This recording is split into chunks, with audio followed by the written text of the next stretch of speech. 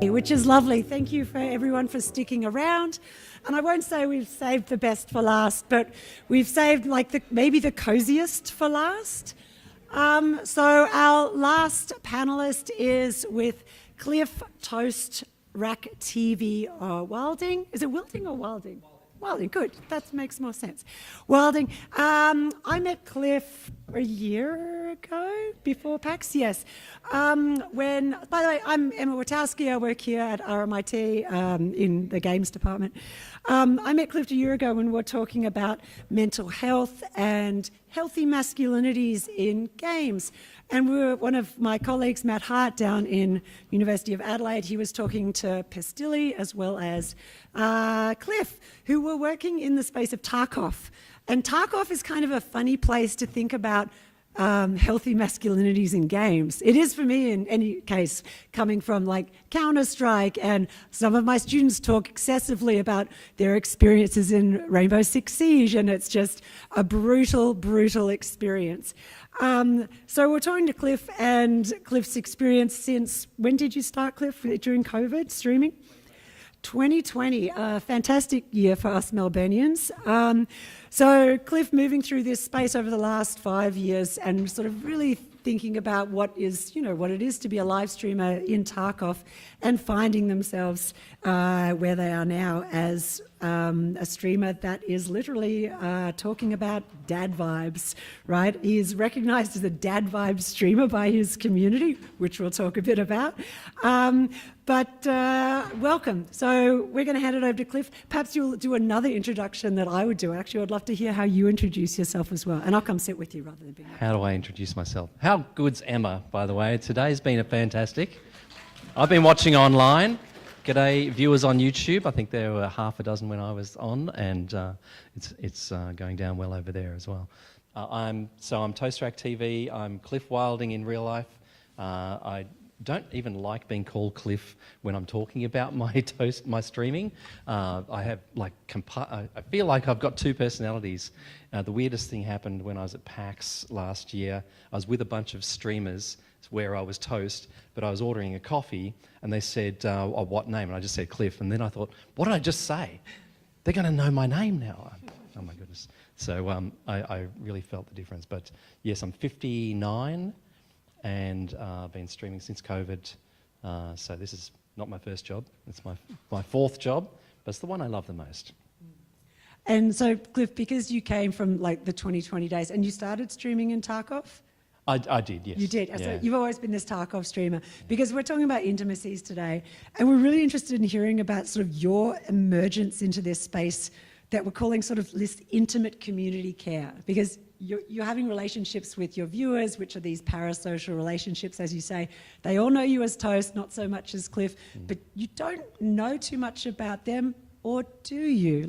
What is your feel about this community space you're cultivating, and what is the essence of this community? I guess I already knew the paradigm even before I started streaming, because I was a consumer of Twitch and streams.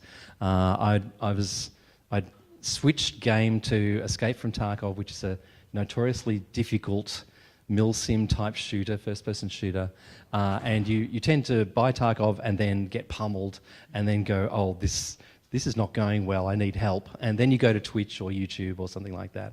And so I was watching streamers on Twitch and getting notes from them. And I was watching them every day, and I had my favourites, and I'd tune into them, I'd check what they're up to in the morning. There's game events, I'd be informed about what's going on, and I'd be part of the conversation and sort of feel like they're my people, even as a consumer. So it's a bit like what... my mum would always have the radio on, and it feels just like that. It's like wallpaper. It's like she would always have Radio National or 3AW on, and once or twice a year she'd phone in or something like that. But mostly she'd feel part of it and would know what Neil Mitchell was going to say, or wanted to know what he was going to say about this or that. And it's a bit like that. So it really is an intimacy. You wake up together. You might go to sleep to a stream. You're excited for the thing that's coming up next in Halloween or whatever. So it's quite intimate. Yeah. How many of you, by the way, have a second screen running or a live stream running that have... Is this familiar? This sort of, it's the cozy stream. Who's got some... No, you're like, no, something way more... Yeah. But I do sometimes like while I'm drawing.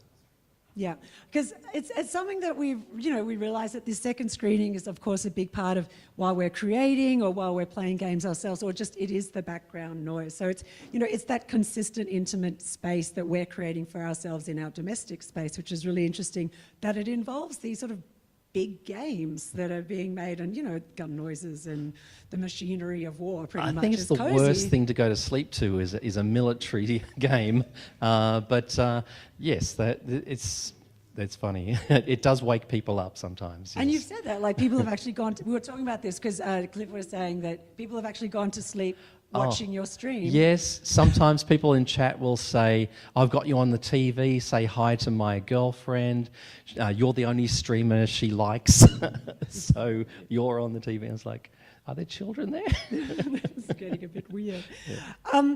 Well, tell us about how you sort of have morphed into this streamer that is providing this sort of lovely space where people feel so comfortable just to pretty much go to sleep with you. I don't know how it happened. When I started streaming, I thought I was worried that might happen, that I would seem, I'm this old guy on stream, and that just wouldn't fly. So I thought I'd have to be like a 25 or 35-year-old bro with a baseball cap on. My first stream, I had a baseball cap on.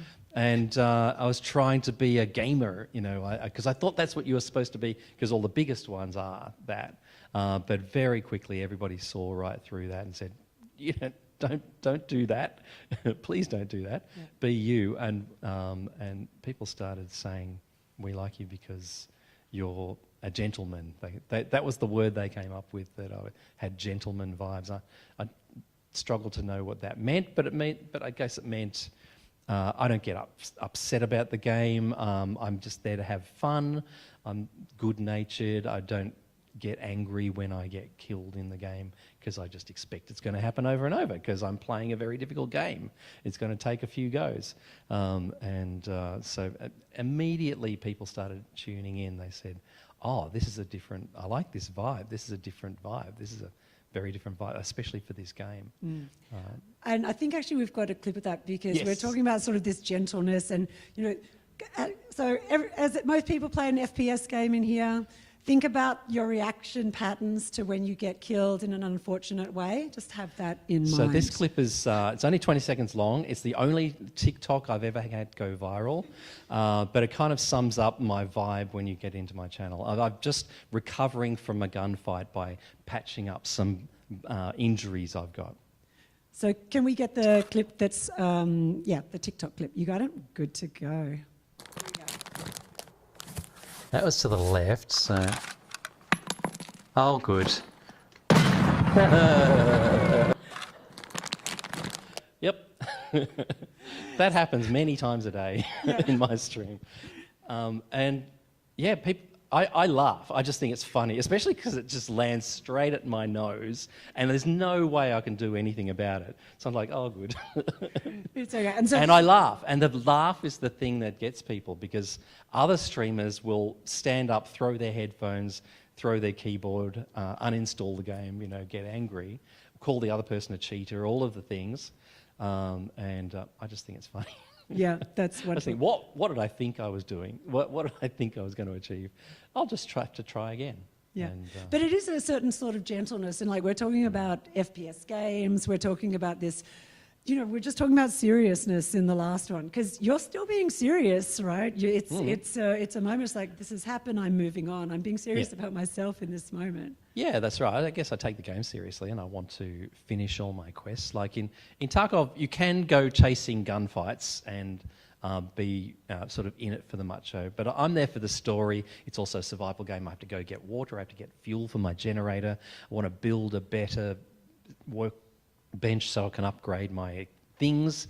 If I'm not on a mission that needs me to go kill people, I'll avoid all conflict as well. So I sort of don't approach it as a way to prove my dominance. I approach it as, I'm enjoying playing this game and I want to get to the end of it and upgrade everything and have all the best stuff. And how do your community react? Because obviously that's probably live streamed, and a lot of FPS communities in a live stream might take an approach which is quite hostile about your gaming prowess in that moment. Yeah, I'm not about prowess. I've never been an e-sport champion. I've been in a few tournaments. In one of them, I came dead last. So I did a YouTube video of the POV of what it's like to come dead last in a tournament, and it's just me dying 40 times and running out of money and sort of going into raid with less and less gear each time. I go for relatable. That's what I go for. People... you can learn a certain amount by watching a streamer play a game who's very, very good, but they can sort of rely on their wits and go in with anything. It's actually more instructive to watch someone who's your level of skill at clicking heads, and that way you're going to learn better strategies and learn how to play the game better. And it's sort of, it's a different sort of story, and it's just as engaging a story, I guess. And you've really flipped the power in a sense that, again, you're talking about esports there. If you're an esports competitor live streaming, often it's, here's the person we're watching. But you give that sort of power back to the community. You allow them to give you advice. Yeah, and a lot of streams you watch will have a rule on the screen: no backseating. It's called backseat driving or backseating. If you type in chat, oh, you should use this other thing, or you missed a thing back there, or why don't you wear this other sort of helmet? A lot of streamers hate that, but I find that great. So I have 2 tags on my stream. One's backseating allowed, the other's backseating encouraged, because it often saves my ass as well. Like, I'll go into raid forgetting stuff. Like, I'm 59. I go in forgetting to bring bandages. There's a whole lot of things you have to remember to kit up with bandages, drinks, water, more ammunition, or the item you're supposed to be planting somewhere for a quest. I'll go in forgetting any number of those things, or I'll miss things, so it's great to have other eyes on it. So, and it makes it a fun part of the story as well. I guess it's all part of the intimacy as well, that they're involved. If I do go in and forget something, I'll actually joke with chat and say, "Chat, you had one job. Remind me to bring that key I was meant to bring." And the one job often adds up to about 5 or 10 jobs, but I tell them they had one job. But they like to remind me of stuff. They have an alert they can put up if I forget something and I haven't noticed in chat. There's an animation saying, read chat. You've overlooked something time critical. So they're very much along for the ride, and that's part of the journey. It's so interesting because our first speaker, Kim Barber from University of Adelaide, she was talking about horizontal homosociality, which is like removing the hierarchy. Like everyone's a participant here. We're sort of supporting each other. And through your rules and your norms of your community, that seems you've really generated this generative space of giving and sharing, and also not being so hostile. Yeah, that's right. They sort of... I don't need to moderate my chat very hard. Often chat will be a space where you can sledge each other or banter with each other. But firstly, just the way I hold myself creates a space, and it creates a space where I don't do that. So people sort of know it's not one of those places, and they tend not to sledge each other as well, or any of those things. And if they do, then I'll gently say we don't talk that way here, or that sort of thing, and it makes it a more congenial space as well. But you've gone so far as pretty much you've got a spiel, like a technique now. Well, yes. So now and then, this used to happen more at the beginning when I started, but now that it's more established, people know how to behave. They said I should have a set of rules in when you join a chat at Twitch. You can have a set of rules pop up, and some people have quite extensive sets of rules. I have one word in my rules that says behave. It says behave. They see the word, they see me, they know exactly what that means. Everyone knows exactly what that means. But occasionally someone will come in saying, "Who do you think you are? Old man, get out, old man. What is this?" Or they'll start slurring or sledging or anything like that. most people would just ban them or kick them or something like that. But I came across, I came up with, why don't I just give them a chance? And so I say to that person, hey, so and so, you've come in. I think your keyboard might be broken because the caps lock is stuck. But we don't talk that way here. But I'm not going to ban you right now. Usually I'd ban you for saying so and so, but I'm not going to ban you right now. I'm going to give you a chance to read the room. And so I'll give them a chance to, I'll tell them what sort of room we have, and often they'll come around. I think we've got a clip of that. Yeah, can we throw that clip up of Read the Room? Thank you. You can't see what he typed, but you can see my response. Ooh, got life advice. Let's go. No, the other one. I'm 29. I feel like I'm running out of time. Sorry, the other clip. Read the room, yes.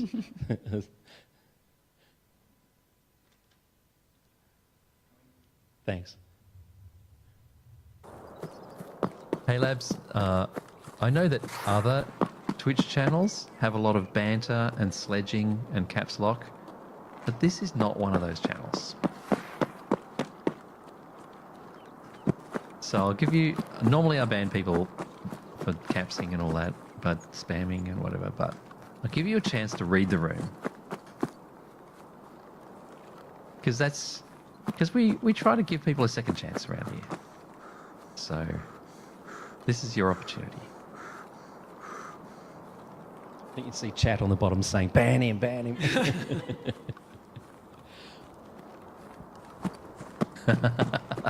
You're welcome. You're welcome. So he thanks me and apologises. Enjoy the channel. See, you give people a second chance. And you make a friend. So unfortunately, you can't see chat on Twitch clips, but he did go into lowercase and apologise and thank me for not banning him. So all's well that ends well. I mean, it's a massive turnaround for anyone who's played any kind of, League, Overwatch, Marvel, or whatever, right? This is what they're trying to do at scale, and it's not working. That sudden turnaround just by slowing down, giving space. Yeah, and you can't it's harder to do at larger scale. So I recognise that I have a few hundred viewers at one stage, so chat is not overwhelming. So you can sort of do that. I know streamers at larger sizes. I've been at streamers places who have 10 times my audience, and the chat's just going like that, and you can't really have that sort of conversation. It's much more difficult. Except at the start of a stream, I've noticed that the first hour or half hour of a big streamer's stream, that's when they have those conversations. And talking to one of them, he said that was the time he liked the most, was when it's only a smaller group and you can actually have conversations with people. Yeah, that's fascinating, because we don't think about that as, when we're thinking about games, that there's this sort of temporality and this swell of how much that changes how you actually have to react and perform, and the labour that you're doing kind of emotionally of managing the chat and when you can do certain things. So it's a lot of work that we're not recognising if we're just sort of watching the stream that you're really engaging in. Well, I'm lucky that my game has lulls in it, so it's not like Fortnite where it's sort of on, you're going all the time. There's a round goes for about half an hour in Tarkov, and a lot of that is just getting to your destination. Like that clip, I was just getting from my goal to the exit, so I was just on a journey somewhere, which was hopefully without conflict. And there's sort of 10 minutes of preparation for the next round that you go into. So I'm lucky that Tarkov unusually well it's suited to having side conversations where you can sort of drill a bit deeper. Yeah, because when we've been talking to other streamers, queer women streamers, who talk about not being able to do that, and it can be the gameplay itself, but also being a minority person in that space, they're saying, like, I have to ban. There's too much heat coming. So there's certainly some identity pieces to what you're actually able to do in this space. Yeah, that's right. And I'm not being harassed. There's a lot of things I don't have to put up with that other streamers do have to put up with. So they need more defences and so on. Yeah, and also your community we've been talking about, they've got a very specific perspective of what kind of dad you should be? The dad thing, so the dad thing came from the very beginning, the very first week when I was streaming to one person or two people. People started calling me dad. They started asking me if I was Pestili's dad. So Pestili is like the biggest streamer in Tarkov. He's also Australian. So I'm Australian as well. So I must be his dad because I'm old. So they started asking me if I was Pestili's dad. They started calling me dad or grandpa, depending on their age. And I would just say, I'll take it. But at first I thought, oh, this is funny. I'm dad. I'm grandpa. Go to your room. Okay, son, go to your room and tidy it up. Then you can play some video games. And they'd be like, oh, no, we don't want that kind of dad. We want you to be the cool dad who, plays video games and is cool with me playing video games and doesn't say go get a real job or anything like that. And I say, oh yes, there's a big career in game development. You can be an animator, an artist, a game designer, a tool designer, a streamer, a reviewer, a caster. There's so many jobs available for it. Yes, I encourage your gaming. Yes, so they sort of leaned into that, and they also started tentatively asking me life advice. Yeah. Can we play that clip? We've got a clip of this life advice. I realise they're out of order. Which is fascinating. Thanks. Advice, let's go. I'm 29. I feel like I'm running out of time to become the person I wanted to be. Yeah, I had a bit of a what's my life direction crisis around 30 or so. My 20s was supposed to be about building something, a career, a creative body work, a community. Instead, I spent most of it just trying to stay afloat mentally. Well, that's a big achievement too. I spent most of my 20s pursuing the rat race and trying to get a good job, make money, blah, blah, blah. And I found I was very unhappy in that. And around 30, I sort of started to discover half the things I was pursuing weren't even my goal. They were somebody else's goal, and I was just doing it because I thought it was the right thing to do. And around 30, I started to shed some of those things, and I was a lot happier after that. Oh, and the running out of time thing, you're not running out of time, that's for sure. Like Dharma says, 49, still trying to figure it out. I'm 59, still trying to figure it out. I don't know if this streaming career will last. It's a really good question. I appreciate you asking. It takes a lot of bravery to ask. And ask other people too.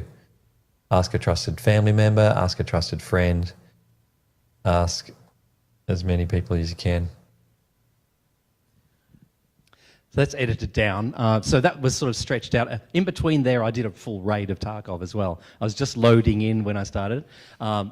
Usually if people ask life advice in a busy moment, I'll say, oh, can you stick around till the end of this round? And then I'll go to that scene, which the little fireside chat and and you can see my streaming set. I used to use green screen, but I switched to being in the room and having furniture in the room. So a bit like Mr. Rogers, like you're in my lounge room, you're visiting Grandpa, and so sort of leaning into that intimacy as well. But people did just start opening up in chat. And before I had this system for formally asking life advice and typing it in a form, people would just type it in chat. They'd just say, hey, look,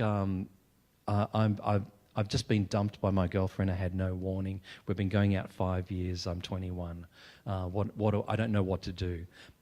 These sorts of things. And sometimes I would miss it because I'd be in the middle of a fight or something, and people would type in chat, so-and-so just put a big message. You might want to scroll back. And so I would sometimes miss people disclosing stuff and asking intimate things. So I used one of the Twitch mechanisms where you can use, when you're watching, the longer you watch, the more points you get. Mine are called crumbs, because I'm toast, of course.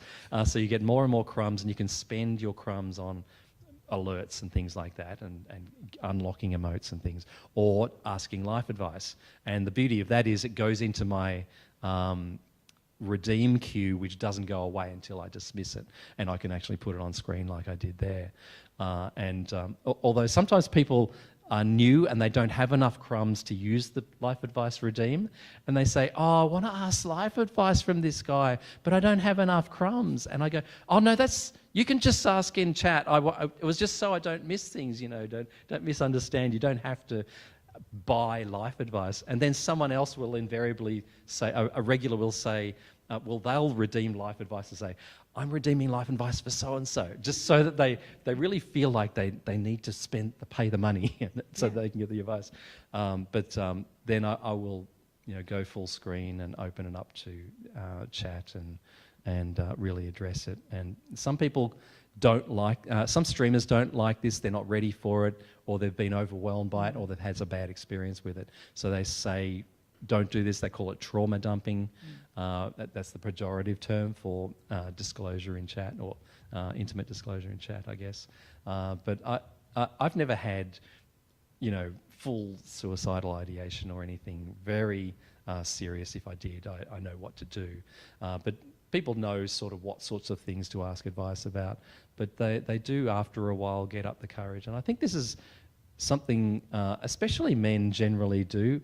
I feel like, this is normative, but I feel like women and queer folk are much more used to sitting down together and saying, how's the relationship going, over coffee? But men often, and definitely I didn't when I was growing up, don't have those skills and don't have that ability, but they do have the ability while at a game or fishing or fixing the car or playing video games. After a while, I can say, how's that relationship going? And but while they're shooting people, they can have these intimacies and these conversations. And I genuinely feel like people are bringing up these sorts of things maybe for the first time. This might be their first toe in the water of trying to talk about something that they've felt like, oh, I have to be the man, I can't talk about these things. I might try to. This guy seems down for it.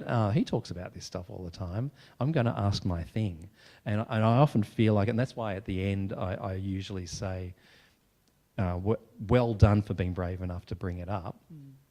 Do it again, and do it again in real life, and ask a lot of other people as well, and a professional if appropriate as well. It does go back to that intimate space you've created, though, and Tim and Max's game talking about river scene design, being in space and looking at a distance while being together in space and be able to touch or have an intimate conversation.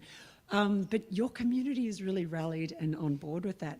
I wonder what would happen if Twitch wasn't your main space, because you've got the community that into that rhythm, but also the infrastructure of Twitch, like with the crumbs and with how you can sort of pull forward these conversations.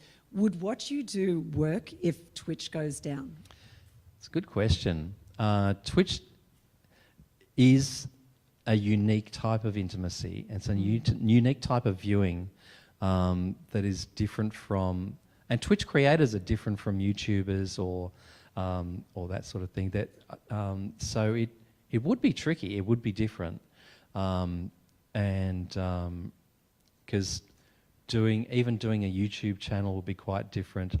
But it needs to have a live component. Yeah. I think, but it is unique in that I feel like streamers are most similar. I often try and find another profession that's analogous to streaming, especially when I'm trying to explain what I do for a living to someone my age, which is a big problem at Christmas or I went to a high school reunion.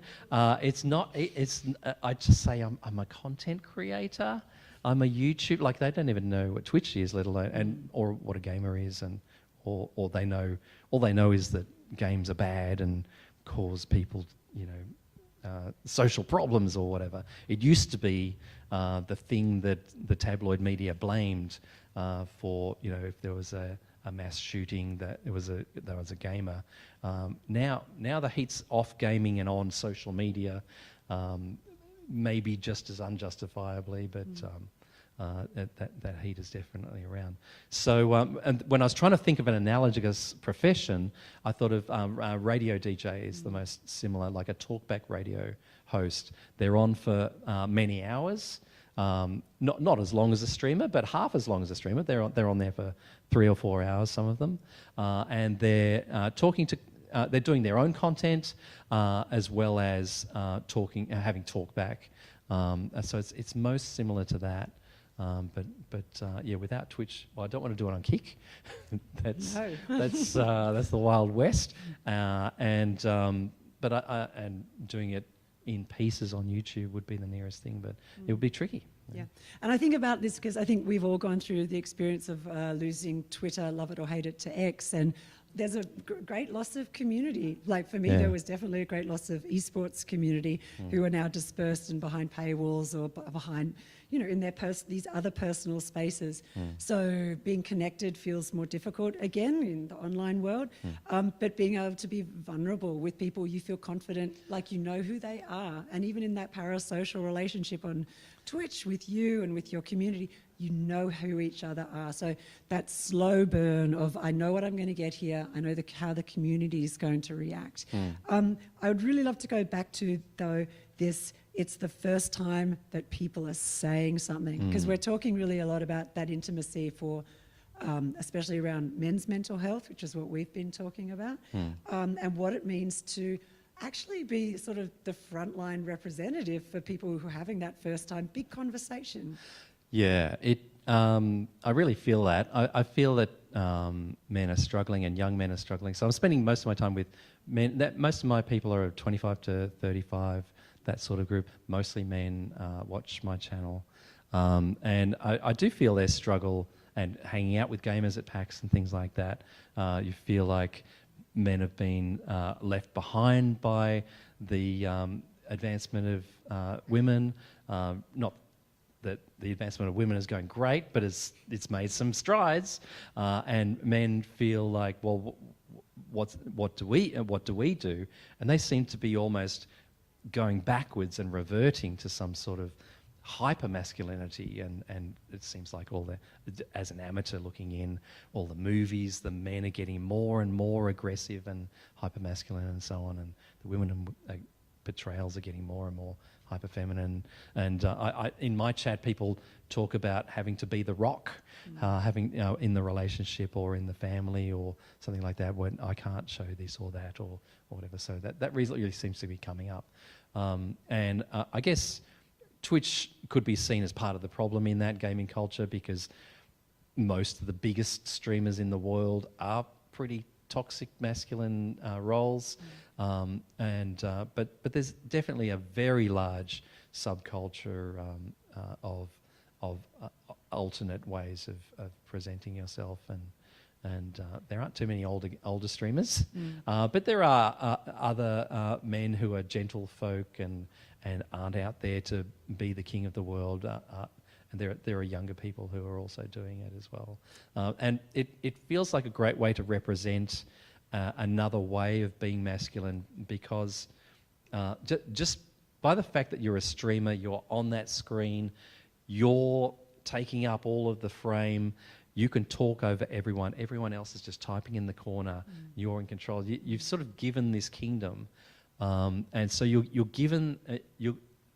I've got this unearned authority just by being on a Twitch channel, but because I have such a gentle approach to thing, it gives authority to that gentleness, and so people know that to match that vibe, to match the non-aggressive sort of vibe, and that's what this channel is, and and it works. So it really sort of platforms that way of being in a way that really pitches it to people, that they get that, you don't have to be sledging and teabagging your foes in order to be a confident man and hold space and be in the world. Yeah, and you show a genuine wholesomeness is an actual way of being as the gentleman streamer, which we've been talking about, again, the social media, the counter to other prominent influencers who go with the stoicism and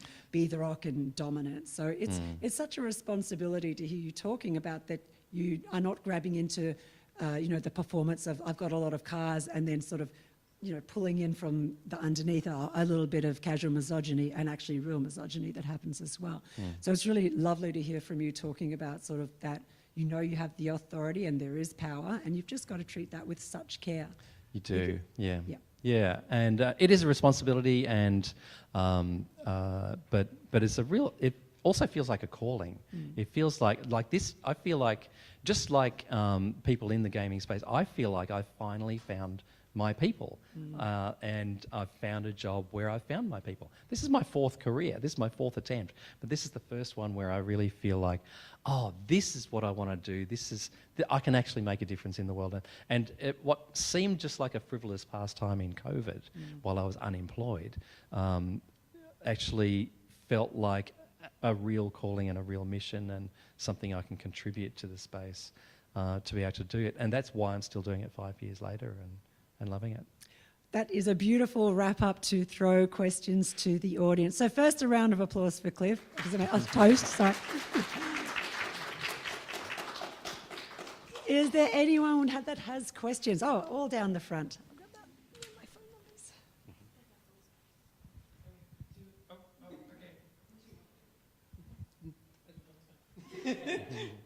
numbers. I was just wondering if your Twitch community, your proverbial kingdom, like tripled or quadrupled just to a global stage, how would you maintain that gentleness, that coziness? How does a Twitch streamer remain cozy with such a large community?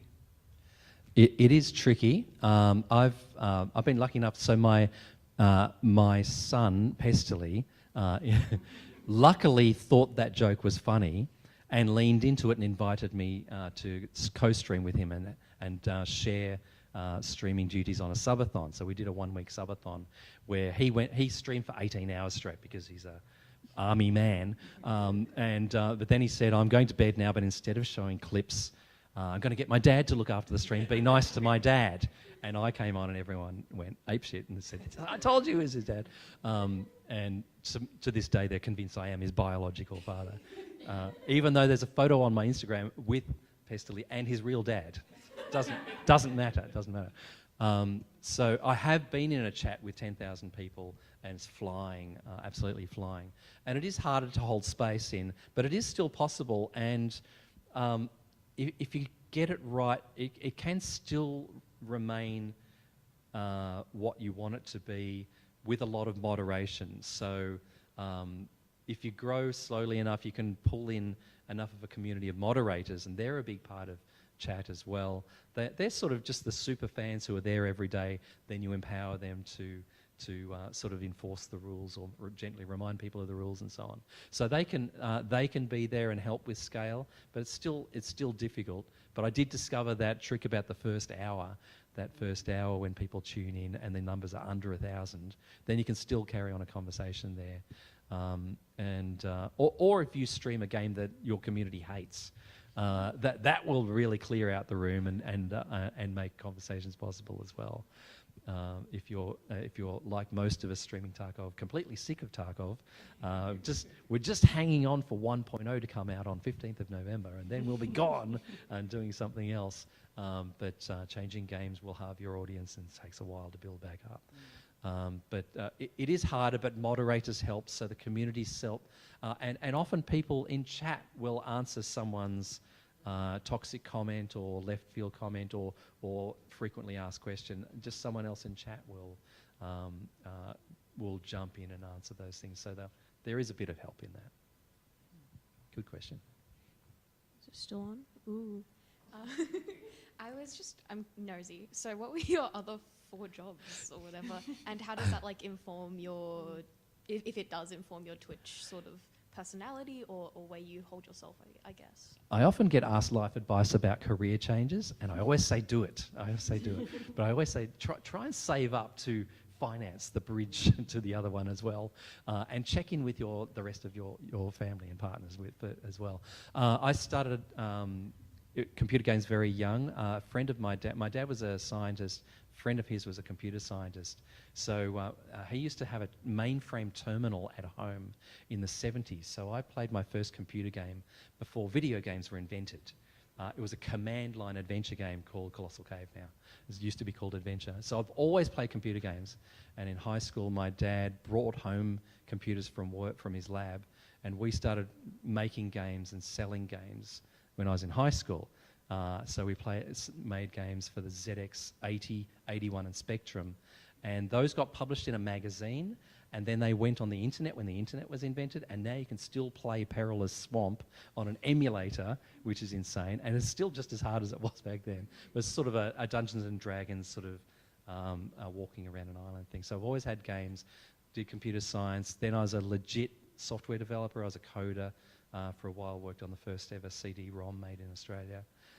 Then I got interested in user experience. I was really interested in the relationship between the user and the technology, and how the users had to be forced to learn technology, and I thought that was a bad thing. And so I was in the early days of UX.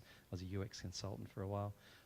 Then I got burnt out of corporate life and took a big change, big pay cut to do something more creative. I heard about editing film as another thing. The editor is the person who explains the director's vision to the audience, and I sort of got into editing from that perspective. It's a bit like UX but much more creative. And I was doing film and TV editing up until COVID, and the TV industry shut down for 4 months in our first lockdown here in Melbourne. And I was at home playing, but I've been playing games the whole time, but in secret. I was always ashamed of being a gamer. I'd be very careful about who I told I was a gamer. And even after I started streaming, it was a full 2 years before I put on my Facebook to my old friends and work friends and so on that I'd switched to being a professional gamer. It was a big thing, yeah. But that's how it evolved. But all those skills now come in. You need to be able to build and fix the computer. You need to be able to code scripts and stuff. You need lighting and film and codecs and making YouTube videos. All of those other things have helped. Thank you. Who's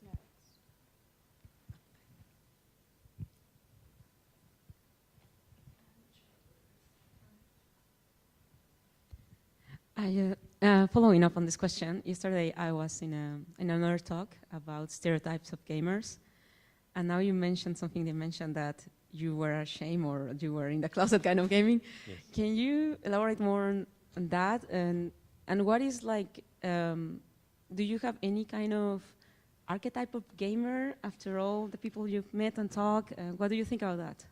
I have an archetype of what I thought I was as a gamer.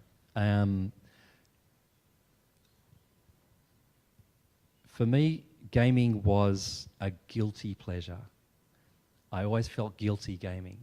I should have been doing something else, but I was putting that off and procrastinating and wasting time gaming instead. That was my perception of what a gamer was, or what I was. I was never, for some reason it was in my head as being a waste of time and frivolous, selfish, and procrastinating. And it took me a long time. It actually took me COVID to realize, what would I do now if I've done all my chores, I've done all the things, I've done my BAS, I've done my tax return, I've done everything because it's COVID, I'm at home. What would I actually do if money was no object and I actually did what I wanted to do? And only then could I see gaming as something positive and something that wasn't that I wasn't going to get in trouble for. I had this script as a little kid of being in trouble for playing or gaming when I should have been doing something else. Other gamers, I never bought into the stereotype when it was popular to say they're all aggressive. I mean, I've played PUBG or whatever. I've been in those lobbies where it's all 16-year-old boys yelling racial slurs. So it definitely exists.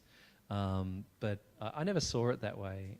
I always saw gaming as an art form and as well, as a positive thing. But yeah, I hope that answers your question. Yeah. Cool. Hi.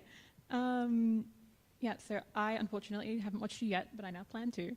But for people who were here this morning, a lot of the streamers that I do watch are actually on Hermitcraft, who I'll often describe to other, people, co-workers who aren't gamers as, I watch these people play Minecraft, but their dad's playing Minecraft, and that's different than like the stereotypical image that you'd have of, a male streamer. And I think because that image is a little bit softer and a little bit more palatable to a lot of people, I wonder, I think you touched on this a little bit, but about the shape of your audience, the demographics, and whether you get many viewers that maybe wouldn't typically watch a gaming stream, whether you bring those people in? I remember what I said before, like people in chat sometimes say, you're the only streamer my girlfriend or partner likes, and so that's why I have you on. So I guess I might be bringing people in. I'm not really, I don't know, there aren't really ways for people to discover Twitch who aren't gamers. So I'm not sure that there's a lot of walk-ups or discoverability of streams. But I guess I do I've often been featured on the front page of Twitch. So because I have a consulting background and a business background, I know how to talk to the Twitch people. And when they're very hard to get hold of, but when you got one, I know what to say and try and establish relationships with them. And I got myself featured on the front page quite a lot when Twitch Australia used to have control of that. They don't anymore. And so I would get a lot of discovery. I would get a lot of walk-ins from people who've just gone to twitch.tv and clicked on the first thing they've seen. And they go, oh, what's this? What game is this? I know when I'm on the homepage, when people type in chat, what game is this? Because they've just clicked on something at random. And they also do pick up on something right away. Like, it's quite immediate. It's often the first thing people type in chat is, this stream's different, or who's this, or how old are you? Or questions like that. Just like, first question you ask. So people do discover it. I can't remember the other part of your question. Yeah. Oh, I think I'm curious about the demographics of your audience a little bit and going. Yeah. Twitch have been bad at giving demographics, but recently they started giving demographics. So I know that I'm 98% male, which is shocking because I often have women chatting in chat. So the minority are a vocal minority. And then I'm 25 to 35 is over half. And then 35 to 45 is the next biggest group.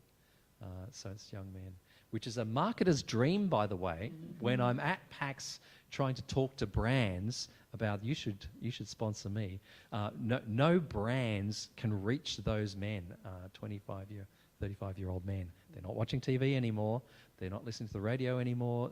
They might watch the grand final, but otherwise they're elsewhere and a lot of them are on Twitch. So I'm a marketer's dream, apparently.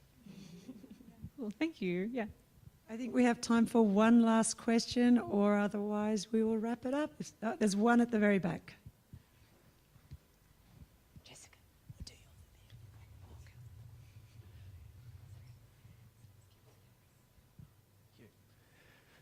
Thanks. Thank you for the talk, and thanks, Emma. It was a really good discussion. I was really struck by you were talking about being given kind of the keys to the kingdom and the authority that comes with your channel. And I guess my question is a two-parter. One, do you think that other streamers appreciate the that authority that they have and the responsibility around wielding that authority? And my second part to that question is, do you think there's enough support out there for streamers like yourself and like other streamers around how to use that authority? Great question. I think every streamer who gets an audience does know that authority in the sense of the ego rush of having an audience and having a platform and being the only one who can talk out of a group of, can be hundreds or thousands of people. Everyone else can only type, and you can ban them with one click. So everyone appreciates the power. I always, one of the things that stopped me streaming earlier was I thought, you have to be an extrovert for that. You're talking non-stop for, hours on end. Only extrovert. I'm not into that. But having gone to conventions and things and met other streamers, most of us are introverts. And I'm an introvert. But it's a bit like the musician introvert. It's like introverts like very structured social situations which work in their favour. That really appeals to introverts more than extroverts, probably. Extroverts may not have as much appeal because they can just walk into a room and feel like the life of the party, or maybe not that, but feel their presence or not be afraid of their presence. But introverts, you start a stream and people start saying they like what you're doing, it goes straight to your head. So I think there's definitely a recognition of the power. I don't know about the responsibility. I think streaming still feels like you're just in your bedroom. Often the bed's in the background and there's share house dramas going on outside the door. You still feel like you're at home on the computer playing video games. So I think the power, the authority from that aspect might be overlooked by a lot of streamers. And there's certainly that most streamers haven't thought about what influence they have or what they could be doing differently. I think only the ones who have had therapy would be up to having that sort of thought process. But I think, and then support for the streamer, I think is there's not much of it, but I think that's growing.